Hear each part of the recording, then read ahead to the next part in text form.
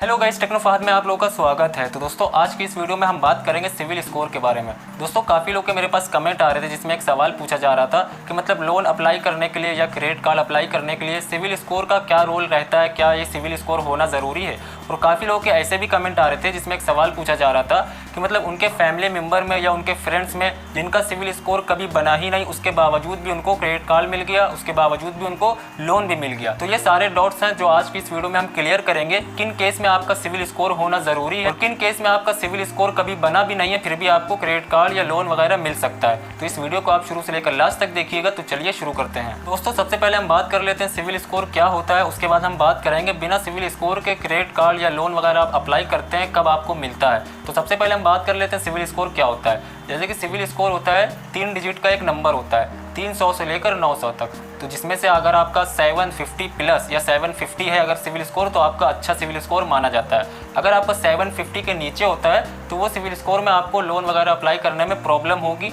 आपको credit card भी जल्दी नहीं मिलेगा। तो इसमें एक ये अंतर होता है। इसलिए आपका जो सिविल स्कोर है ये आपका मिनिमम जो है 750 होना चाहिए और मैक्सिमम आपका जो है 900 तक ये होता है। तो अगर 750 प्लस है या आपका जो है 800 के बीच में है या जो है आपका जो है 900 के बीच में या 900 है तो आपका काफ़ी अच्छा सिविल स्कोर होता है, आपको लोन वगैरह भी उससे जल्दी मिल जाता है। तो अब हम बात कर लेते हैं सिविल स्कोर किस तरह से काम करता है और इसका क्या इंपॉर्टेंट रोल रहता है आपका लोन या क्रेडिट कार्ड के अप्रूवल में। तो जैसे कि आप लोग जानते ही होंगे, भारत की सबसे पहली company TransUnion CIBIL limited, जिसको हम नॉर्मल फॉर्म में सिविल ब्यूरो भी बोलते हैं। तो जैसे कि ये एक कंपनी है जो आपकी सिविल रिपोर्ट की जितनी भी एक्टिविटी आपकी होती है फाइनेंशियल, वो इसको जो है कलेक्ट करती है। और ये जो है हर बैंक या फाइनेंशियल जितनी भी कंपनियां होती हैं जहां से आप लोन वगैरह अप्लाई करते हैं, वो जो है मंथली बेसिस पे उनको जो है रिपोर्ट मतलब देती है आपकी जो है आप कैसे मंथली, अगर आपने कभी लोन लिया है या आपने क्रेडिट कार्ड लिया है उसकी आप monthly time to time EMI pay कर रहे हैं, तो ये मंथली बेसिस पे आपकी जो सिविल रिपोर्ट होती है, जितनी भी आपकी एक्टिविटी होती है, जो मतलब आप EMI टाइम टू टाइम पे करते हैं, वो जितनी भी आपकी जो रिपोर्ट होती है वो बैंक होती है चाहे वो फाइनेंशियल कंपनी हो,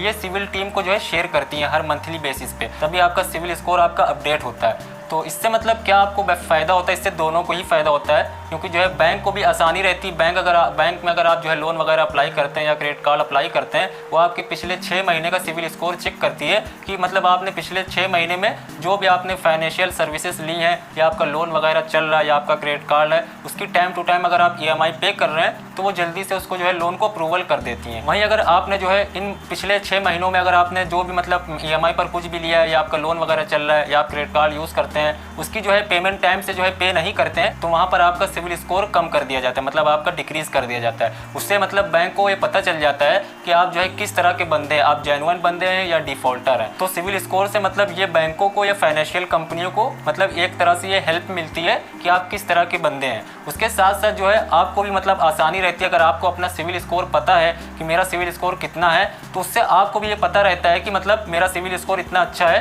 कि अगर आप कहीं पर भी लोन वगैरह अप्लाई करते हैं तो आपको अप्रूवल मिल जाएगा आसानी से। तो इसलिए कोई भी क्रेडिट कार्ड या पर्सनल लोन अगर आप अप्लाई करते हैं तो उसके अप्रूवल के लिए आपका जो है सिविल स्कोर काफ़ी इंपॉर्टेंट रोल अदा करता है। तो इसलिए सिविल स्कोर होना ज़रूरी है। अब काफ़ी लोगों के ऐसे भी कमेंट आ रहे थे जिसमें एक सवाल पूछा जा रहा था कि मतलब मेरे फैमिली मेम्बर में या जो है मेरे फ्रेंड्स में उनका जो है कभी सिविल स्कोर बना भी नहीं था, उसके बावजूद भी उनको मतलब बैंक से क्रेडिट कार्ड मिल गया, जो है उनको बैंक से लोन वगैरह भी मिल गया। तो वहाँ पर उस केस में क्या होता है कि आपका या तो पहले से उस बैंक में एक अकाउंट होगा पहले से और काफ़ी पुराना अकाउंट होगा और आपका रिलेशनशिप अच्छा होगा उस बैंक से, तो उस पर भी आपको दे सकती है बैंक, उसकी अथॉरिटी होती है बैंक को।